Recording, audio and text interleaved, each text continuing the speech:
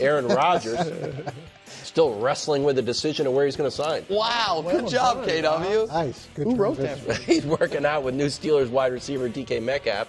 Steelers owner Art Rooney II telling Brooke Pryor, "We keep hearing that he, Rodgers, is headed in our direction, so all signs are positive so far." Well, that's great.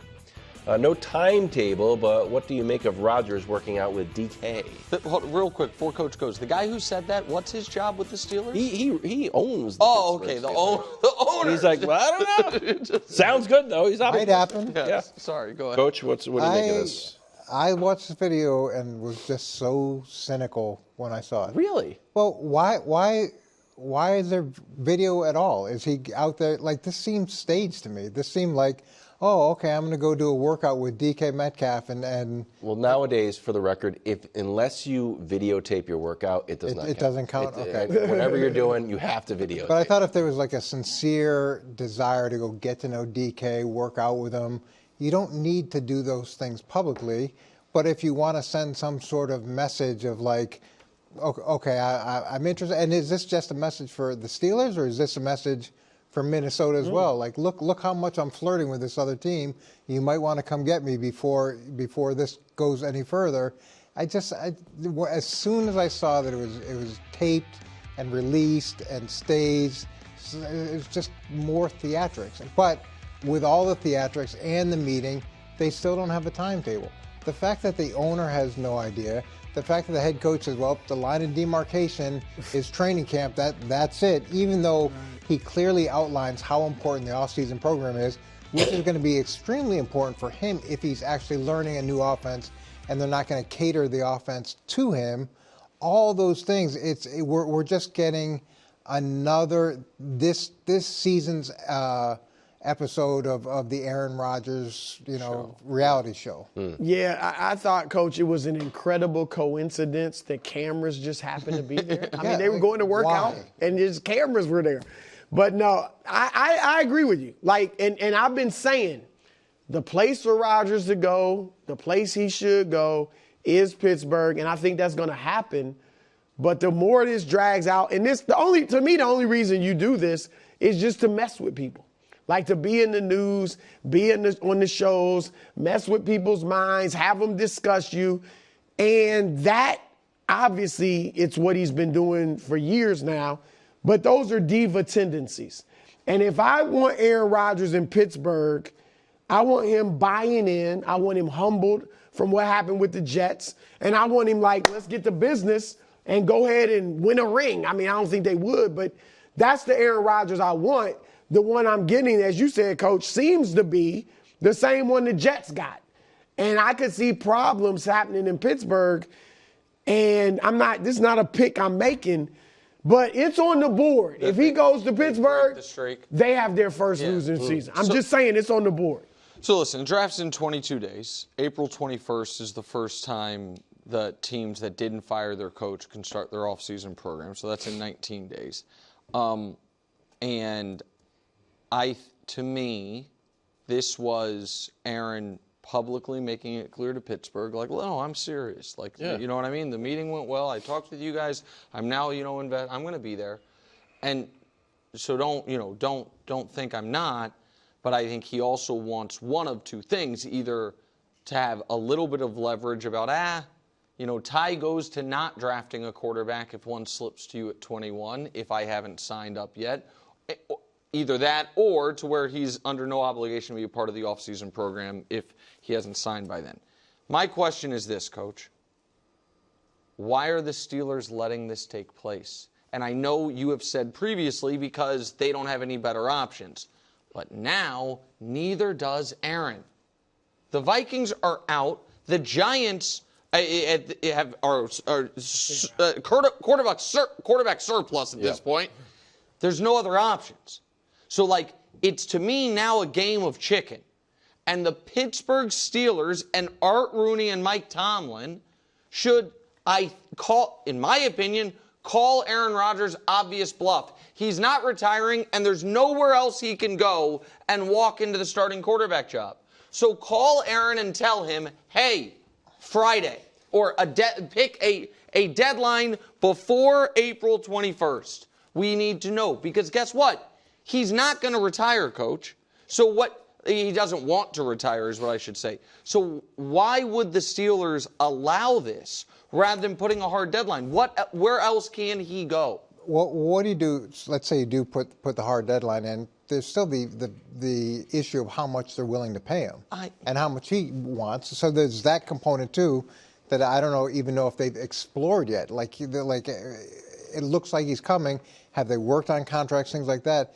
To me, the video was more about putting it out to the world that he can still throw the ball really well and that he is really interested in playing and he's ready to play. And I don't think the Vikings are out. I mean, the Vikings may be out, right now, but they don't know really what they have in J.J. McCarthy. And there are going to be other opportunities for Aaron Rodgers as things unfold and people look at their quarterback situation and say, this isn't what we hoped it would be. But he cannot. So here's the thing on that, real quick, if I may. Yeah. The Vikings aren't going to know any more about J.J. McCarthy between now and the draft either. Their offseason program could open as early as Steelers, which is 3 days before the draft. Any of these potential quarterback injuries that we don't hope for but are somewhat inevitable, those obviously are not likely to happen anytime during this portion of the football year. So we don't think Rodgers' plan is to wait until July. Ostensibly, this would be done, my guess is, shortly after the draft when he's exerted maximum leverage. So any of those potential options that could open are not going to open between now and the draft anyway. But he can, maybe there's a trip to Egypt or someplace he wants to go this offseason, which that could be open. But if that's where his focus is, then why would they want it? Well, in Minnesota, that system is a system that he's familiar with. He can walk into that system, and there's a carryover to what he knows, where I don't think that's the same situation in Pittsburgh. I think he's going to be asked to learn a different system. So for him, the ease of filing into Minnesota with that team, to me, has got to look a lot more attractive than the situation in Pittsburgh right now. All right, we're going to talk about Micah Parsons. Micah and his agent are looking for a new contract from Jerry Jones. Jerry Jones, however, looking to deal with just Micah. This is strange. Okay, so then Micah went on Twitter and said, by the way, David Mulugeta is the best. Like anyone with good sense, I hired experts for a reason. There's no one I trust more when it comes to negotiating contracts than David. No back doors in this contract negotiation. One final note, then Mulugeta texted Pro Football Talk and Florio's team, I agree with Jerry, it's never been about me. The only person that matters here is Micah, and at the end of the day, our goal is for Micah to be able to do for generations of Parsons what Jerry has done for generations of Joneses. So great response there. Your reaction to all of that? F. Oh, okay. Wow. Jerry Jones gets an F. Where's the placard, for his comments. You mailing it in? I know, I should have brought the placard. I just thought an F. Yeah. I mean, this Micah and obviously his agent, they sound more reasonable than Jerry Jones at this point. If you listen to more of his comments, he talked about Micah like they're not sure. He talked about, is this guy going to help you win a Super Bowl? Not specifically about Micah, but just saying in the midst of negotiating contracts, you got to figure, is this a guy that we want long term? Is this guy that's going to help us win Super Bowl? Yes. Micah Parsons is a no-brainer.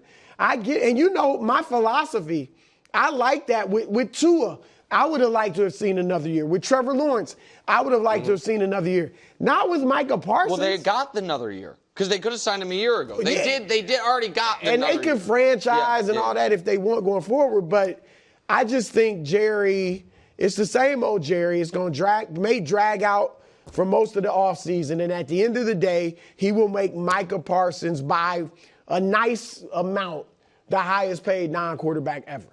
Okay, so I don't necessarily give him that because I do see his side from one perspective, and that is that at the end of the day, the agent does work for Micah. And being in negotiations in the past, there were times where you're discussing things with the agent and you didn't know whether the things you were saying were actually getting to the player the way that you presented it to him.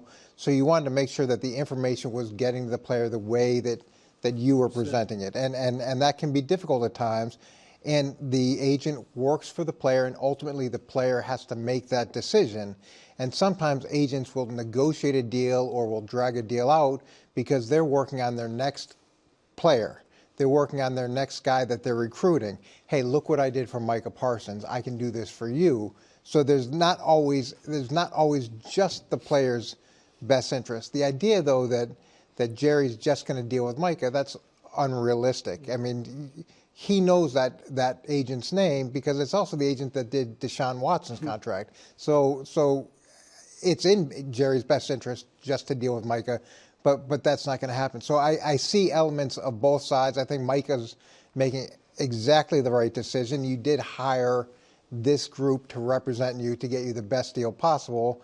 And I also do understand Jerry's perspective of we want to make sure that at the end of the day he understands where we're coming from organizationally. So I have a different outlook on this. All I care about is does he or does he not know the agent's name? Yes, he absolutely does. Okay, yeah, well then, so here's why. Okay, so this is exactly my point. If it was true, I don't know his name, I have forgotten it, it's not important to me, then it's time to take the car keys away. If that's it. Okay, so we all say that's not what it is. And it's needlessly antagonistic with someone you have to negotiate with. I hadn't seen Mulugheta's quote to Pro Football Talk, so good job by you grabbing that. I missed it. But Mulugheta's quote is exactly right. You said it's great response or whatever. You know why? Because it's professional, it's respectful, it doesn't open any extra animosity, it gets your point across, all of it. So if we all assume he knows the agent's name and then he just adds for no reason whatsoever aside of, I don't even know his name, that is bad business. We also did Malik Hooker's deal. Well, no, of course, right. And so my point is, like, he's the one who's top right, and he was just in the news, to Coach's point, because of Deshaun's.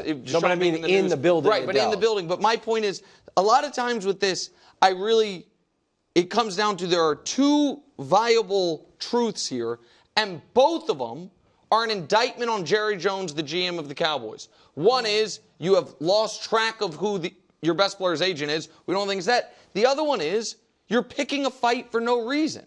Like, there's no reason to do that, Coach. I'm guessing that this fight has been picked a while ago. I'm guessing that these heads have butted consistently over time.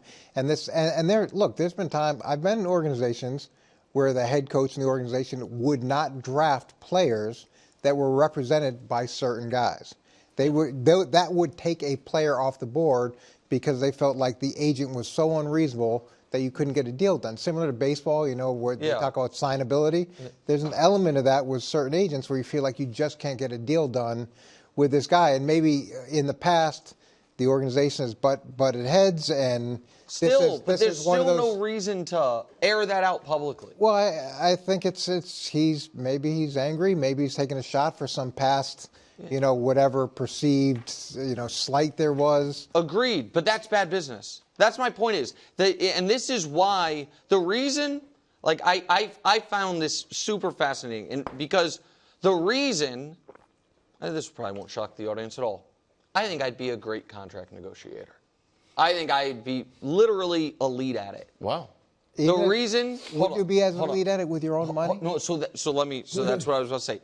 The reason I have an agent for myself is because I do not have the ability to not take things personally.